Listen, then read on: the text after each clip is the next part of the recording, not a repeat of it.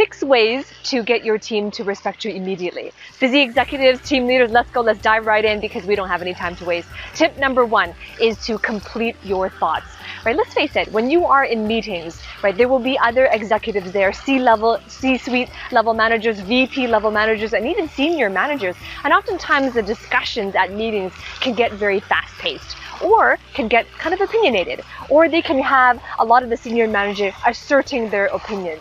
Right? If you want to be seen, if you want to be heard, if you want to gain the respect, then you must first respect yourself. Don't let your voice be trampled over others who may have a louder voice. Don't let your thoughts be unheard or unspoken simply because you are afraid to get your opinion out there. So complete the thought. Let your voice be heard. Project your voice. It doesn't mean that you're doing it in a rude way. It just simply means that you have the self-respect and you know and you believe that you have something good inside of you, that your expertise inside of you, that is your moral obligation to speak it out. It's your moral obligation to be heard about it, because if they don't hear your ideas, then your ideas are not going to have the chance to flourish and change the landscape of your organization.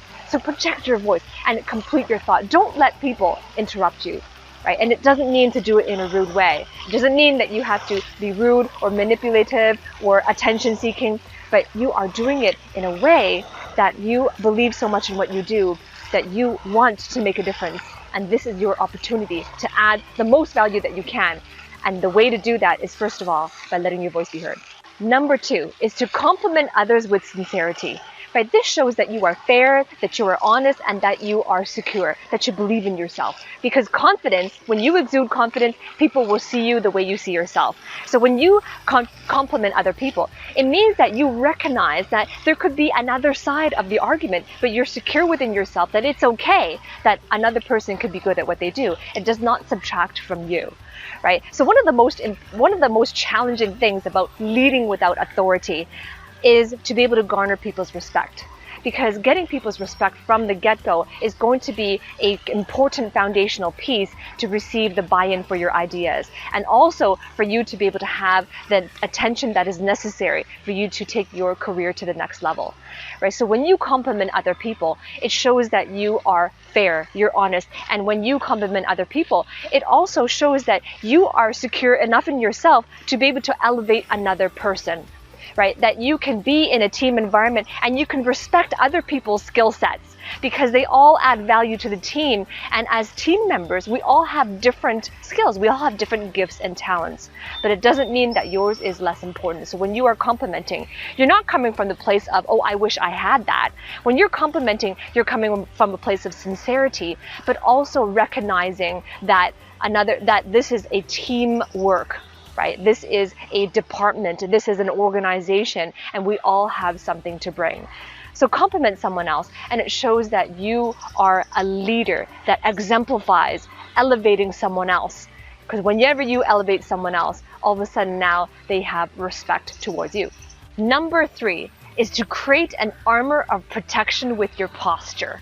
Right? You've all seen it. I mean, I'm not the first person who talked about posture, but I will be the first person to talk about it in quite this way. So I'm about to share with you something that you may not have heard before.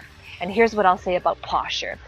All of us, each and every single one of you, me, everyone included, has a frame around us. Right? I have a frame around me, you have a frame around you, and you can think of a frame as an armor of protection. It's invisible because obviously I don't have a shield around me that you can see, but I have a frame around me. And the frame is really, you can think of it as a shield that is not visible.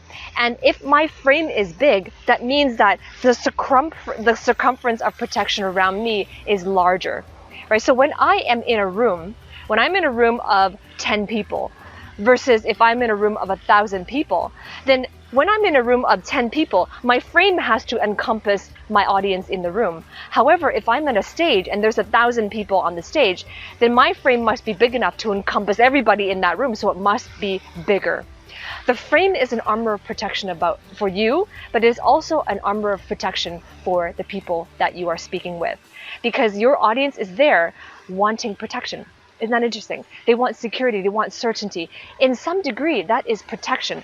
Protection from what? Well, it depends on the context of why you are speaking, the context of why that team exists. So you're offering a transference of certainty. And that can only exist if you have a frame that's large enough to encompass them, right? So when you show up to meetings, when you show up to garner respect, it is about respecting your frame, your armor of protection, and making it bigger, right? So you can see as I am speaking with you right now, the way that I am positioning my posture right now is a big posture, right? My arms are out. I'm sitting tall, right? And when I gesture, my gestures are wide. They come towards you. They are encompassing you to illustrate my point, of course, but also because I am taking up more space in my posture, right? So there's a huge difference when I'm talking like this versus if I was talking to you and I was like this, right? Can you see now my posture is smaller, right? I'm comfortable, but I'm talking to you like this,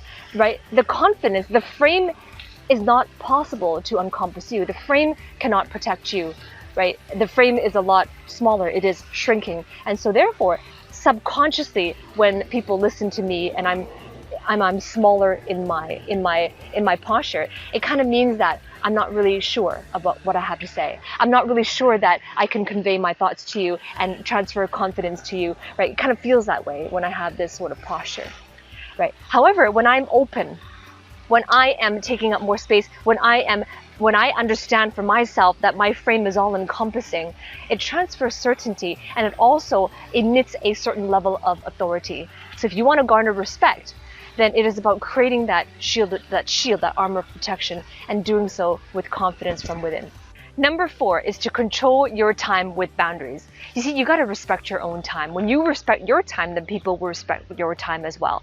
And this is where you can demonstrate through words, and you can speak to how much you value your time. Because let's face it, time is the most important asset we will ever have, because although we can make back more money, right, we can garner bigger networks and relationships, we cannot gain back the time from the past. Right? So if we spend our time, it is spent. We don't get that same hour back, right? But if we spend that dollar, we can always get that dollar back. And it doesn't have to be the exact same dollar. It is a dollar, and we can still earn it back. But time does not return to us, right? The way that we spent our time sticks with us, right? So if you respect your time, then others will respect your time as well. And you want to be able to be clear with your boundaries in terms of how others can be respectful of your time. And it's not saying it in a way that is cocky or micromanaging, but it's simply saying it as a way that is factual, right? And you getting them being on the same page in terms of I respect your time and you respect mine, right? So let me demonstrate. And here's what I will say. If you are serious, if you are a team leader right now, or if you are currently in an organization and you aspire to be executive, you aspire to be promoted, to get that seat at the boardroom table, and you want to know, how do I implement this skill set? How do I improve my skill set so I can garner more respect, so I can lead without authority and eventually leading with authority? If that's the place you're at right now, then I invite you to apply for coaching and mentoring from me. Below this video in the description, there is a link to submit your application. This is where you will receive executive coaching. It's where you will receive strategies and also customized solutions for your situation on how you can achieve those outcomes, right? So when you apply, it's going to take you to a calendar page to book a call with either myself or a member of my team, and I just ask that you be respectful. If you do choose a time, that you show up on the call, because I respect my time and I respect yours. And so all we ask is that you be respectful of our time as well. But you see what I did there? I simply stated to be respectful, and that's all I ask for, because I respect your time, but time is also very valuable. So then you can do something similar, right? How can you, instead of just listening to what I say, you can watch what I do as well. Right? So how can you apply that in your situation to convey the value of time so that you can have your team members on the same page as you and respect your time as well? Number 5, command the room with your presence. Command the room with your presence. This is where you show up differently. You show up more massively. And when I say show up more massively, I'm talking about the modulation of your voice, right? When you are about to speak in a meeting, whether or not you are gently interrupting the conversation flow or interjecting with an important idea or a contribution. You want to command the room, right? Especially if you are getting up in front of a room and you're about to give a presentation, you want to command the room. In that situation, pause. Pause. And with that pause, you will see that the audience is going to be giving you their attention. And then that is when you speak. And the first words that you speak, command the room. Make sure that people can hear you. Make sure that people in the back can hear you. Make sure that you are clear in your pronunciation, that you are certain in your projection and in your delivery. So when you command the room, that is when you are talking to every single person in that room, whether or not there are 20 people in the room, 200 people in the room, or 2,000 people in the room. It is possible to command the room with your voice. And it doesn't depend on having a good microphone or a loud speaker behind you projecting your voice. It is really in the posture and how you show up. So the number 5 is extremely important, to command the room with a strong presence. Number 6 is to call people out with compassion. This is where you are holding them to a higher standard. And this is really important. It would really help you to be able to do this effectively if you can understand or you develop the values in your organization or the values in your team. Right? So when you call someone out to a higher standard, you are calling them out if they are, for example, if they're being disrespectful, or if they're being irresponsible, or if they have not been respectful of your time. And you're calling them out. Yes, there may be other people who are present when you are calling them out, but you're doing it in such a way that it is professional and you're holding them to a higher standard. The reason why this works in terms of garnering respect is because it does not convey micromanagement. It conveys that you are seriously and genuinely interested in the development of their character. And that is the mark of a great leader, is you're interested in their personal and their professional development, because that's what truly sets up your members for success. So call them out, but do it with care and compassion. It's not to do it out as a dictator. It's not to do it out as a leader who knows it all. It is really doing it out of care and compassion. So the way that you call them out will be extremely important. But doing so will show and demonstrate that you care more about their success than you care about the performance of them.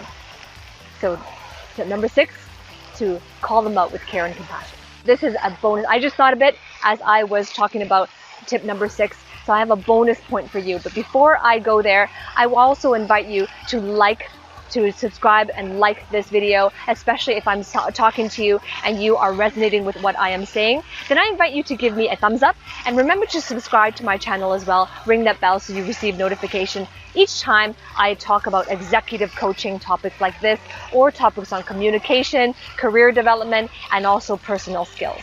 Okay, so here's my bonus tip. The bonus tip is to share your style, right? Because oftentimes you coming into this department, or maybe you worked in this department or this organization for quite some time, but there are things about you, or maybe you've evolved over the time period of working here. And your team members, because they're new or because you haven't had that conversation before, they don't quite understand your leadership style.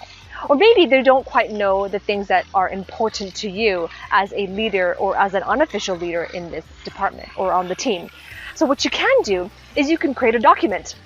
And the document really shows, for example, you could share your leadership style, or maybe you can share your learning style. So therefore that is also your training style.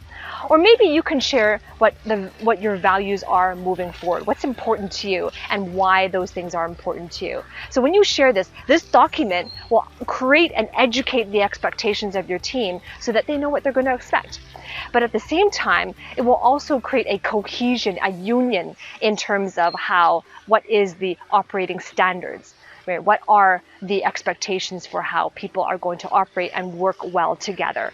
So when you share your style, and this is very outside the box thinking. Not very many people do that, but when implemented well, sharing your style and sharing this document is a great way to be transparent, and you're giving people the gift of transparency, because when you are transparent, it gives permission for others to be transparent as well. So I want to hear from you. Comment below. What have you learned, and which tip are you going to implement right away so that you can garner respect and take your career and your leadership to the next level?